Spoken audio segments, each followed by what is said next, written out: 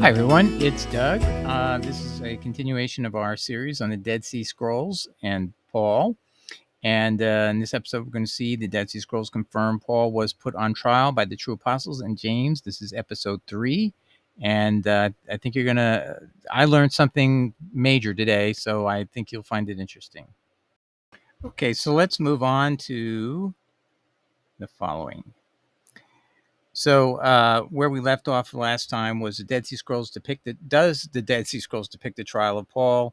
And we mentioned it's highly intriguing that Professor Eisenmann has a theory about Paul, that the poor writings in Dead Sea Scrolls speak of a trial of Paul. He says James is depicted as Paul's key antagonist in a heated confrontation where Paul spoke vigorously against James.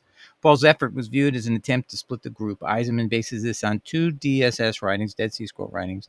The first is the Habakkuk Pesher, a commentary on Habakkuk 2, verse 4, a favorite verse of Paul. The DSS author interprets the verse. However, to require faithfulness for salvation, the Pesher then rejects the idea that justification is without adding works to faith. Now, here's a key finding that was made.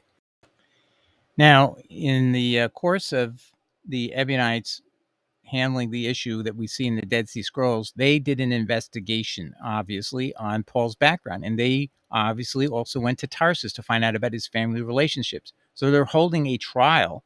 And that's why they're going to be doing a full investigation as a Sanhedrin, like a Sanhedrin would. So this is what is recorded as a finding of the Ebionites. And this is an introduction to a quote by Epiphanius in his work Panarion, and that's written in the late 300s.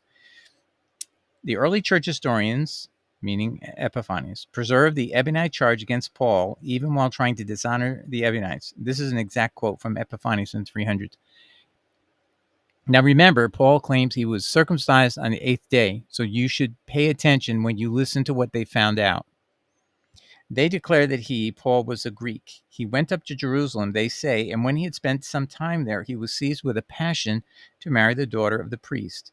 For this reason, he became a proselyte, meaning he's a Gentile, becoming a proselyte to become a Jew in the rabbinic way, because the rabbinic party, the Pharisee party, believed you could convert to become a Jew by being circumcised. That's not in the Bible, by the way, but that's what they believed.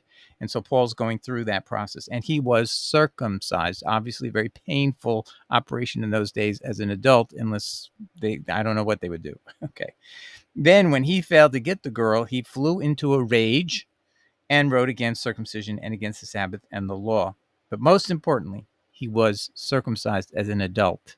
And yet he says in his epistle, I was circumcised the 8th day. We'll get into that later. And take a look for a moment at Philippians 3, verse 5.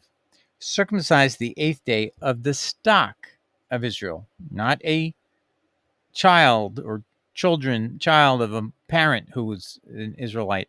So this is interesting that he said of the stock. So it's this bigger group than just his immediate family were from the stock of Israel, of the tribe of Benjamin. Now that can be, you can have a lineage which goes back generations within the Benjamite line, but your immediate parents are not Jewish. A Hebrew of the Hebrews, as touching the law, of Pharisee. And think about what he might have meant there is he is going to accept proselytism, become a proselyte, and become circumcised to become a Jew. That is a Pharisee doctrine. That is not a doctrine of the Sadducees party, because there is no provision for that conversion. There's no provision for conversion that way in the law. It doesn't say you want to become a descendant of the tribe of Benjamin, you're going to be circumcised. That's not how you do it. So that's the thing that I think is a little bit implied inside of Philippians 3:5, that he's not a direct son of parents who are Jews. He's of the stock, maybe something more distant from the immediate parents. He didn't say my parents were children of Israel. And then he's of the tribe of Benjamin, which is true if you have a descendant way in the past. And then he says, touching the law of Pharisee, this is maybe because he was touching the law when he decided to become date this woman who was related to a priest. He had to go through the Pharisee approach to conversion, or that priest wouldn't let him get near his daughter.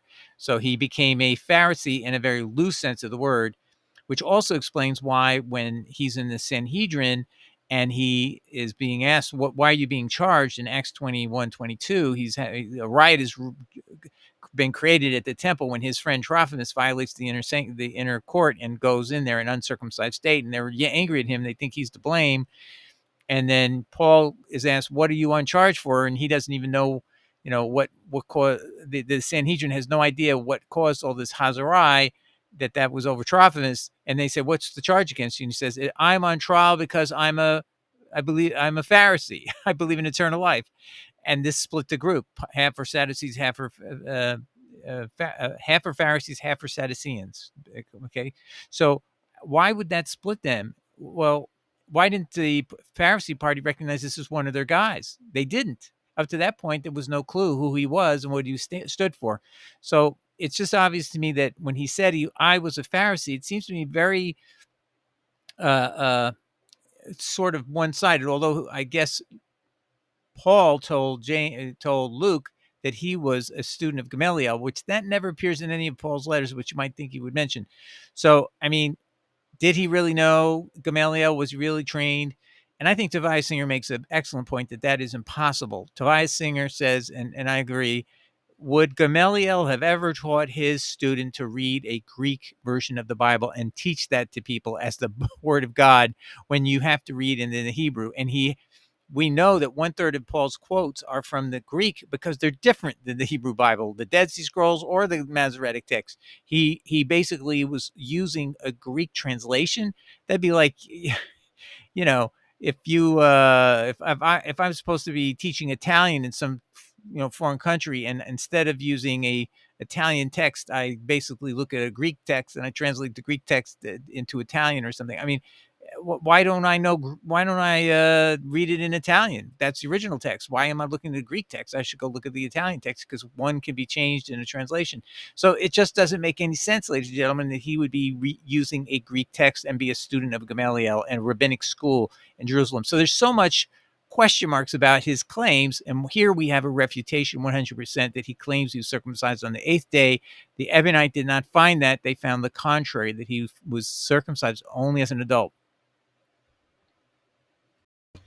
Now, as Christians, we really owe a lot more to Mr. Eisenmann, Professor Eisenmann, other than just simply finding that Dead Sea Scroll connection to the Ebion. We need education about ancient texts that mention Paul as a Herodian, okay? And we're going to see that he also was known as Saul. And so when he was amongst Roman people, he was also called Saulus, which is a way of Romanizing a word that's Shaul in Hebrew, but would be Saulus in Latin. So let's take a look at this. Now, this is actually an article you can get online for free. I'm not going to hand it out because I don't know why Mr. Eisenmann's work here is online for free.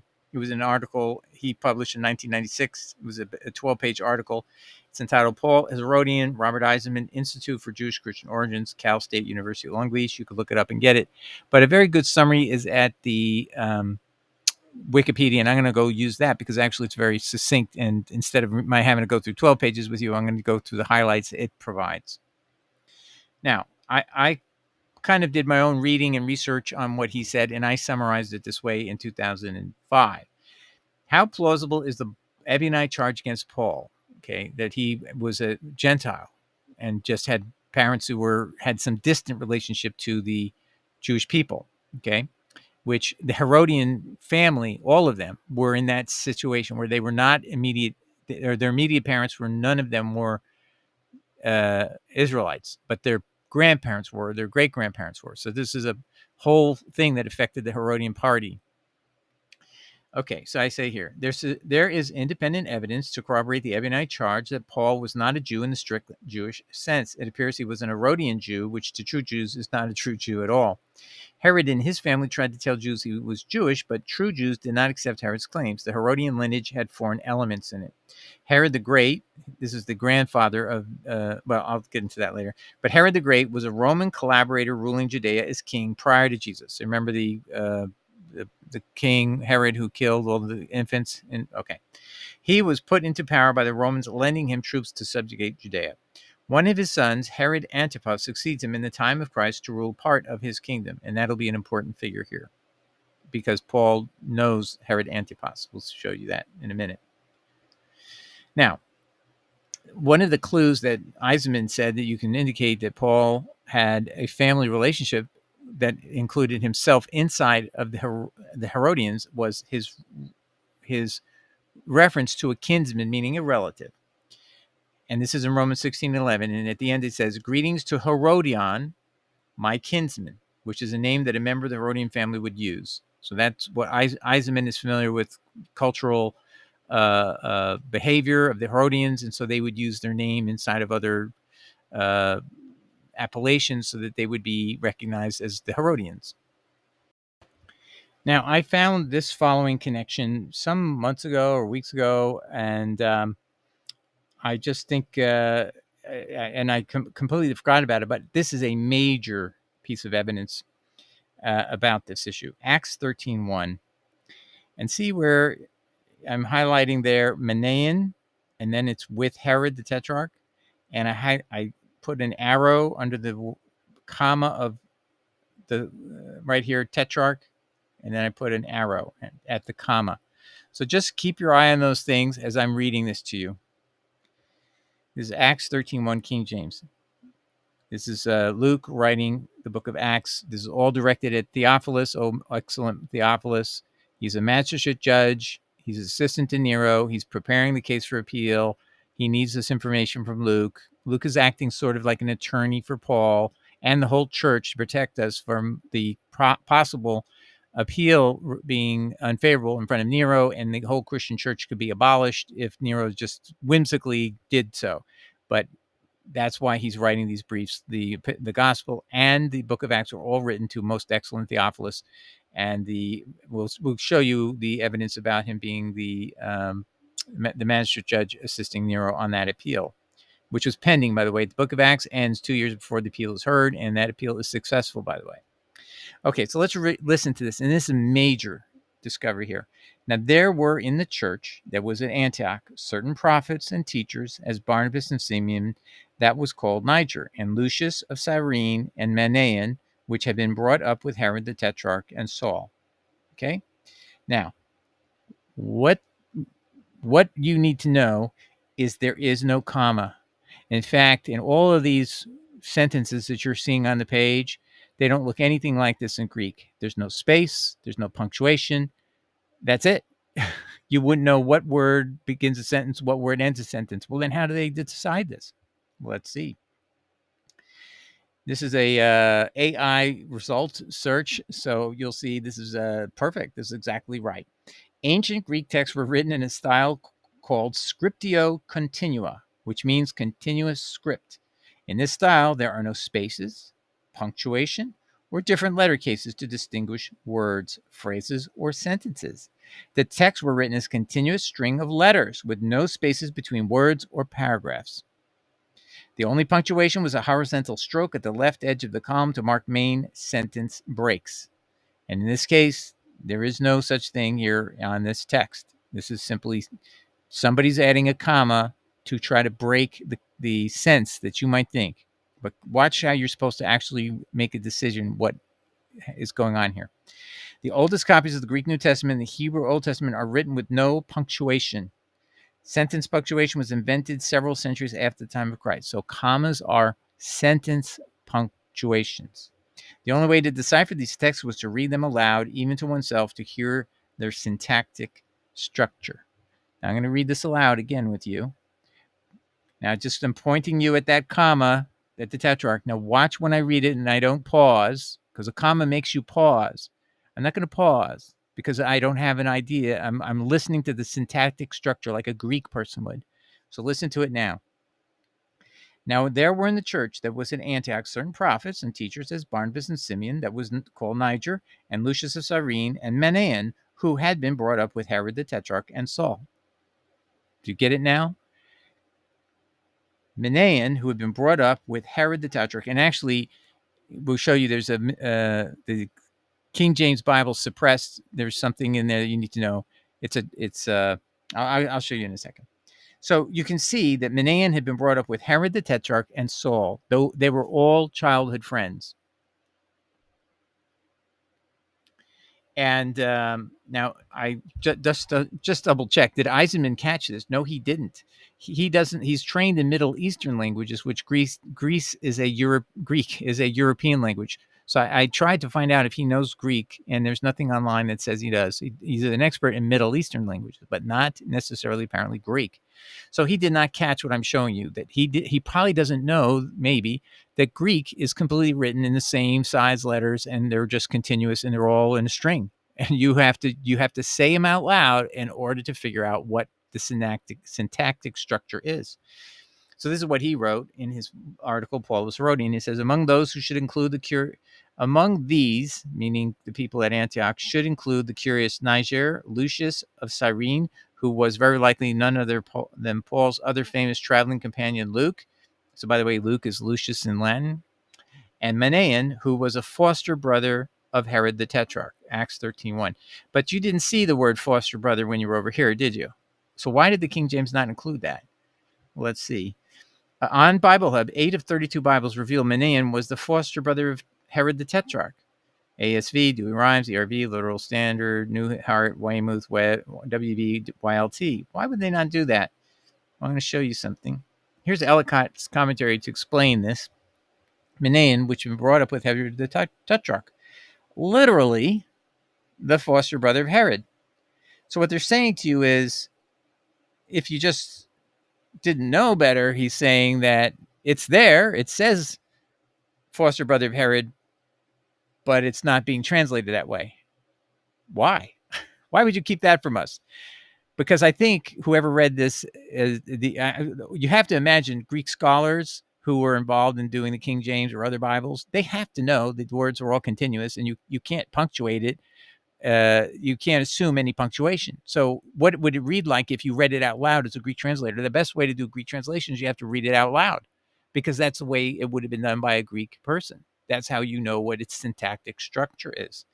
So clearly that the Greek translators at the King James Bible knew that it was that Herod the Tetrarch, the foster brother of Herod, was Manaen was a foster brother of Herod, a childhood friend and brother of Herod and Paul. He was a childhood friend of Herod and Paul. So there's your problem for these people, why they have suppressed, or I should say, misled you with that comma where it does not belong. It does not belong there. It should be just left alone so that people can read it. Now, the consequence of that is we have Paul being a childhood friend of Manaen. Has two childhood friends, Herod the Tetrarch and Paul. Okay, so now, or Saul. Now, let's look up the life of Herod Antipas. That's who we're talking about. The Herod the Tetrarch was also known as Herod Antipas. Herod Antipas died after 39 CE. Okay, he was now Paul. His story of his account when he met Jesus is 4 years after Jesus' resurrection. So let's put that around 36 of the Christian era. So Herod Antipas dies 3 years later. However, that means when Paul was a young boy, he's playing with Menenius, and he's playing with King Herod the Tetrarch, Herod the Tetrarch, and Herod Antipas the Tetrarch. Herod Antipas was born before 20 BCE. Okay, so in around 32, 33, he would have been, he's been born before 20. He could have been born in sometime earlier, like 15. So Paul and him are of the same age when Jesus dies. So this is like they're 15-year-olds, they're 16-year-olds. And we'll keep going here. And he died in exile around 39 CE. So he has problems and he gets exiled. Herod Antipas was the son of Herod the Great. He ruled the Jewish provinces of Galilee and Perea from 4 BC to 39 BC. That's Herod Antipas, or the Herod the Tetrarch. His official title was Tetrarch, which means ruler of a fourth of his father's kingdom. He ruled during the time of Jesus of Nazareth. Herod Antipas was educated in Rome and kept in close contact with the imperial court. So I just want to suggest to you that if Paul was willing to lie that he was circumcised on the 8th day, but the church, our original church, finds out he wasn't circumcised on the 8th day, and he became a proselyte as a Gentile to become a Jew, so he could date a girl or want to marry her who's related to a priest. Something in this picture must have said to them, this is not who he presented to us when we met him. He didn't at all. And obviously, they've been able to find out he has these connections to Herod Antipas, right? Herod Antipas, the tetrarch, which is actually what Luke is saying in the book of Acts. So this knowledge of Luke is obviously with the 12 as well. Luke is a friend of James and the apostles. He's not an adversary, right? So they're aware that Paul has been a childhood friend of Herod Antipas, the tetrarch, and Manaen, who's also a relative of Herod Antipas. What do you think they're thinking? I think I think you would have the same thought that you know what they're thinking. Is this a guy really in our group because he's a true apostle of Jesus Christ, or did he just tell us that because that's what Herod Antipas and Tetrarch and all of the Herodians want to do? And I'll detail this in a bit, but what is anomalous, and Tobias Singer, again, this is why we need Jewish people to help us, because we are dumb Gentiles. We don't understand the party relationships. But Paul claims he was a messenger of the high priest to go out and kill Christians. Now, the only political party that ever killed Christians up to this time was the party of the Herodians. Herod's father, Herod Antipas's father, Herod that was alive and killed all those babies in Bethlehem. That Herod's son is Herod Tetrarch, Herod Antipas the Tetrarch. So that means you're dealing with people who don't like Christians, wanted to persecute and stop the Messiah where he was, and they were willing to kill all these children in a town in order to stop the Messiah from coming. Now, if the Messiah actually came and now they're upset about that, they're going to want to persecute all the Christians and put them out of business. Now, the high priest, just so you know, in this entire period of time of Jesus, as well as in the time of Paul and later, were the authority that would appoint the high priest in Jerusalem. In other words, the Sadducean party was the only one who had any contact with the Herodian party in a favorable way. The Pharisees would all have nothing to do with Sadduceans, and Sadduceans would have nothing to do with Pharisees. So the only exception the Sadduceans would make for a Pharisee to have any relationship with them other than having to sit on the Sanhedrin court is they would respect an Herodian, because that's where they get their power. The high priest is chosen by Herod's family. So one of the Herodian families is obviously Paul, and he was in close contact with Herod Antipas, the tetrarch, and that means he's got cred with the high priest. So that it's not the high priest wants to order anybody killed who are Christians. They don't have any interest in that. What they and even Gamaliel says to them, if it's not meant to be, it's not meant to be. Don't kill him, and that's just going to create more problems. But the Herodians are more of these obsessed people with destroying and killing Christians, murdering them and causing them to blaspheme, just make it so horrible that nobody would want to become a Christian, and suppress any movement of messiahship that somebody would call out and displace Herod as the king. Truly, we have to understand Herod and his successors are sharing this royal authority to be the king, or the four parts of the empire or the kingdom.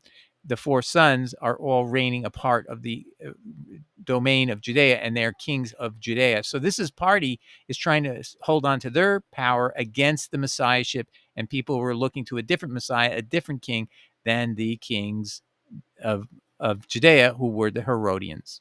Okay, so with that in mind, let's read Romans 13, 1-3 of the King James Bible about what your obligation is to obey government authorities. Now, Jesus said that so as not to offend them, you would obey and pay taxes. That's what he said in one of his explanations. But he never said that the law of man is superior or equal to or directly from God.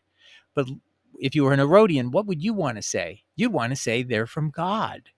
And you'll put it even above the Torah that, according to Paul, is given by weak and beggarly angels in Galatians 3:19. And why do you want to obey these weak and beggarly angels and be in bondage again to them by obeying Sabbath?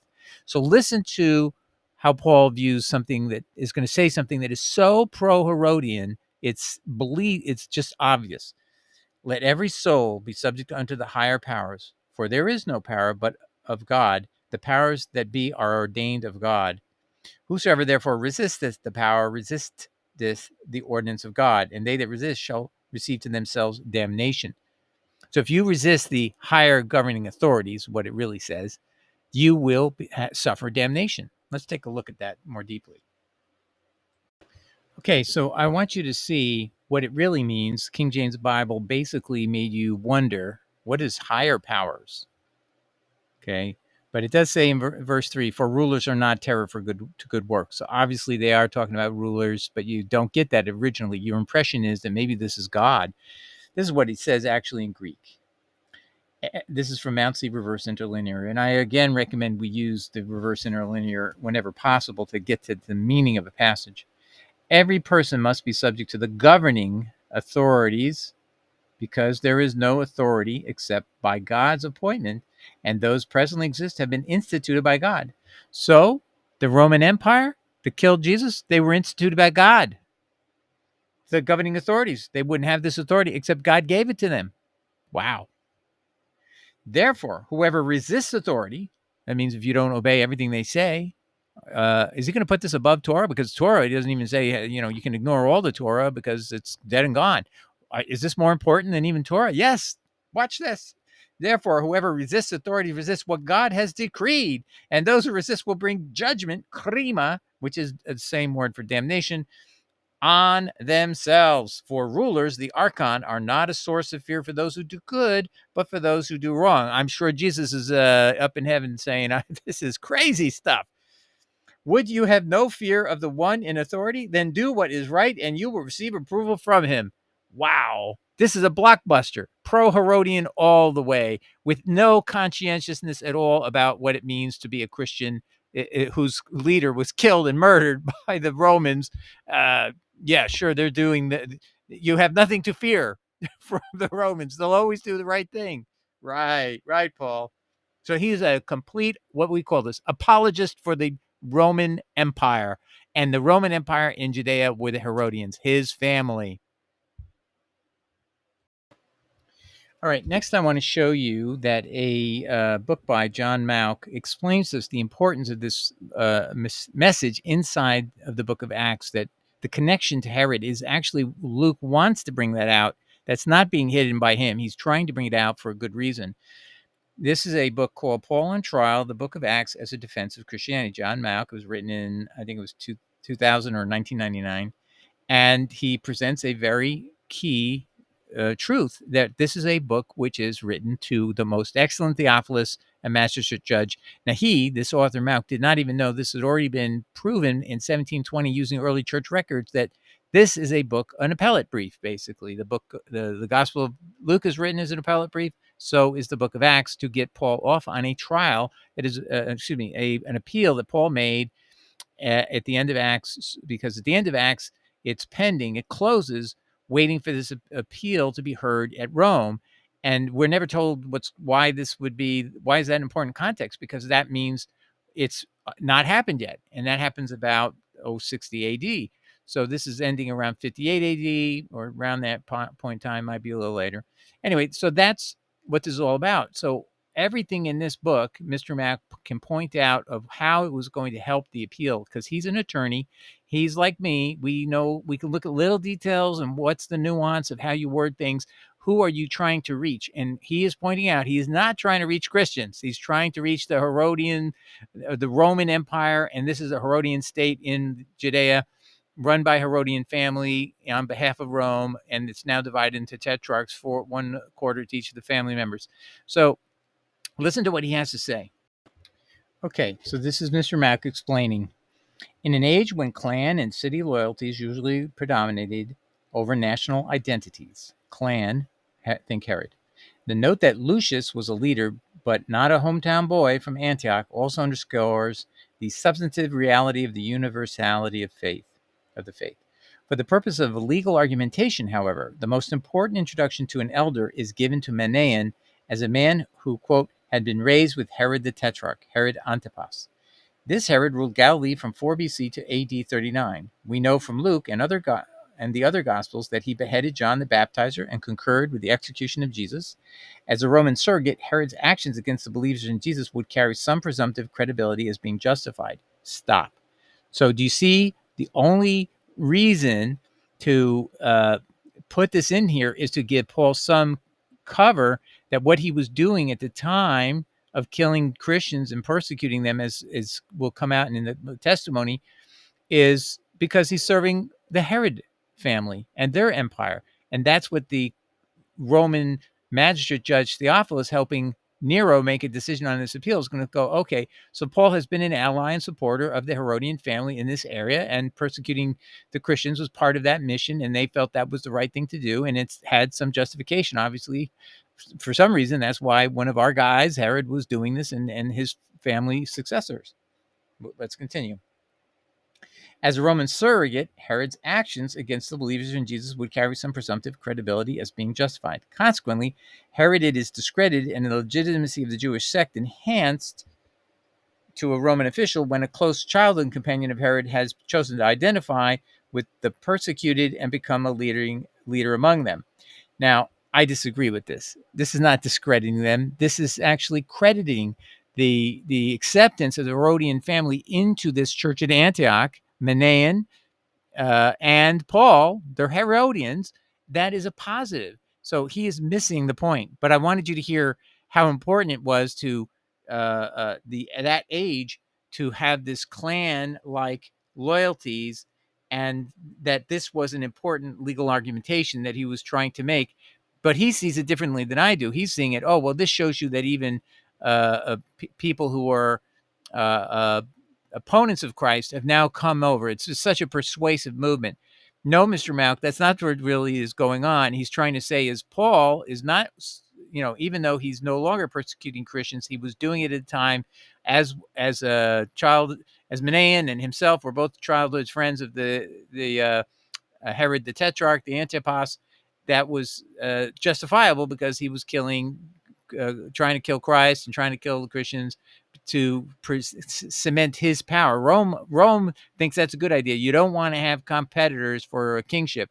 And as far as he knew, that was what Jesus was being called, a king of the Jews. So he was guarding his power. Anyway, I digress. In identifying the leadership, Luke is also making 3 points to his reader, which may be less obvious to the 21st century reader. There remains a plurality and depth to the church's leadership as the Gentile bricks are laid with the Jewish bricks on the Jewish foundation. So it's a mixture of Jews and Gentiles in that Antioch church. 2, this is not a case of a secret cult with a membership explosion fueled by a charismatic Peter and Paul. The leaders are public figures unafraid to be identified. More importantly, it meant that the Herodians were now allied inside of this group at Antioch, which identified itself as Christian. And it was the first place the word Christian was ever used. It was for this mixed congregation, but it was obviously influenced heavily by the Herodians. And that, Mr. Malk missed, that was the whole point of why this was mentioned by Luke in the book of Acts, because this would appeal to not Christians. If you're paying attention, it would appeal to Nero. It would appeal to Theophilus, that these are allies operating at a church in Antioch in fellowship with them, and they had previously been killing and persecuting these people, but now they're working with them. So maybe Rome could look at it as an operation, to get control of this group and make sure it's not going to harm Rome. Rome only cares that it's ruling and nobody gets in our way. That's basically how they look at things. Okay, so now I'm going to read a brief synopsis of the 11 or 12-page article by Professor Eisenmann on Paul as a Herodian. That's the name of his article I showed you earlier. I'm going to read this. It's from Wikipedia, and it's a small section of a much longer article on Mr. Eisenmann. But anyway, let's listen to this. Eisenmann identifies Paul as a Herodian, calling attention to Paul's peculiar version of Judaism, a presentation seeming to represent the interests of the Herodian dynasty in Palestine, as well as the intention to extend its influence into Asia Minor. That's where Western Turkey. and further east into northern Syria and Mesopotamia. He covered this in a series of papers and books beginning in 1984. Offered as proof is Paul's salutation, if authentic. Okay, I have a feeling some Christian hand is in there. At the end of the letter to the book of Romans, where he sends greetings to his, quote, kinsman Herodian, i.e., the littlest Herod, and all those in the household of Aristobulus, the putative son of Herod of Chalcis, and the ultimate husband of the infamous Salome. In fact, their son was the littlest Herod. See, there's a connection there. Proof is also found in Josephus's picture of a curious member of the Herodian family, an individual he also calls Solos, who shares many characteristics in common with Paul in the New Testament portraiture. Pause. By the way, this was when I read that passage in Josephus, I was like shocked. It's because the history clearly it's of Paul, but when he was known as Saul, Shaul. So you have to read it. He has the same violent character, same way of talking, and I think he was advocating for the lower priests not to get any extra pay. He was trying to stop that. Anyway, let's continue. Not only was this Saulus, and actually it's Saulus, Saulus in Latin, because that's how Josephus was writing, involved in an appeal of sorts to Caesar.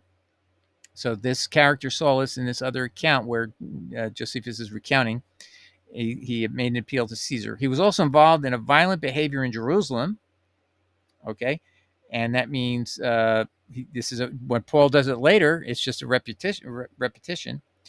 Uh, although on the surface at a somewhat later time. So his violence was not at the same time he did the appeal to Caesar in this other episode, which, by the way, tells you Saulus is a Roman citizen in this episode. Just as we'll find out later, he's a Roman citizen who can get out of trouble by just using his printed material that proves he's a citizen of the empire.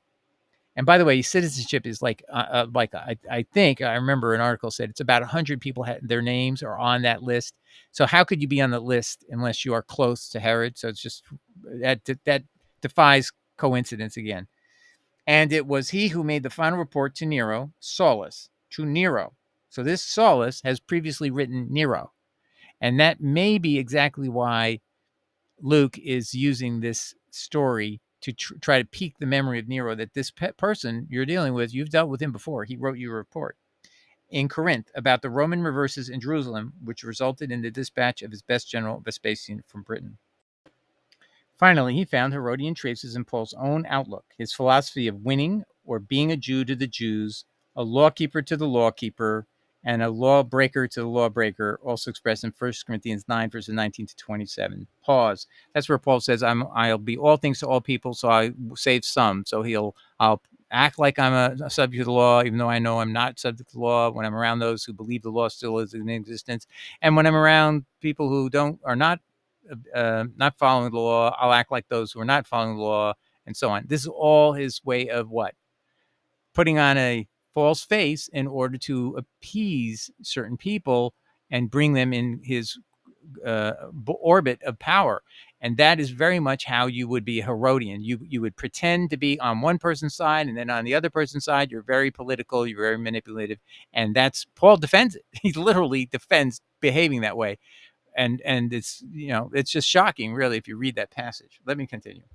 In his own identification of himself as of the tribe of Benjamin, Romans 11:1 and Philippians 3:5, a claim he might have felt Herodians as Idumeans, so that's the real racial background, their other heritage, were making for themselves, and his founding, quote, a community where Greeks and Jews could live in harmony, end of quote, where there were, quote, no foreign visitors, as well as in the easy access he seems to have had to positions of power and his own Roman citizenship. Yeah. So basically, why is Paul able to walk around and get, be protected by Roman authorities when he's at the temple so easily, treated very well? It's just, and why does he have that birth certificate? It's a get out of jail card for just a very, very few people, and they have to be very close to the kingship of this particular area. Rounding out his arguments, Eisenmann cites the matter of an unidentified nephew of Paul, seemingly the son of Paul's sister, resident in Jerusalem, Cypros, married to the temple treasurer Helcias? ? See the genealogies. This nephew has unfettered entree to the commander of the Roman garrison in the Terra of Antonia.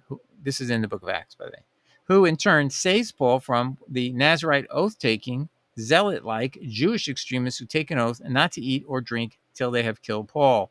Acts 23, verses 12 to 15. Eisenmann identifies this individual as Julius Archelaus, the son of Saulos' sister. So that same individual who was identified by Josephus, this is his. So Saulos has a sister named Cypros. Her son is Julius Archelaus. This is the nephew that came to rescue Paul. So he had actually figured out who it was. And that's pretty amazing. This guy's got a lot of background knowledge. Julius Archelaus, the son of Saulos' sister Cypros. Finally, consider Paul's Roman citizenship, the philosophy of paying the Roman tax to Caesar, and placing the Roman law above the Jewish law as an expression of the righteousness commandment of loving your neighbor as yourself. Romans 13, 1 to 10. I have a feeling this is a Christian summarizing this because it doesn't do justice to him. But I put it here, just it's an easy summary. But clearly what Paul did is put the Roman law above the Torah. And that's clearly a fact because he put the Torah way below anything. He said the law, it talked about the Torah in Galatians 3:19. It was a law given by angels through a mediator. And why do you want to be in bondage again to the weak and beggarly elements by obeying Sabbath? Stop that. Stop that stuff. Okay, next time we're going to go study the Homily 17 in the Trial of Paul, and you'll find that fascinating. So we'll continue. Okay, so stick with us. Ciao. Bye.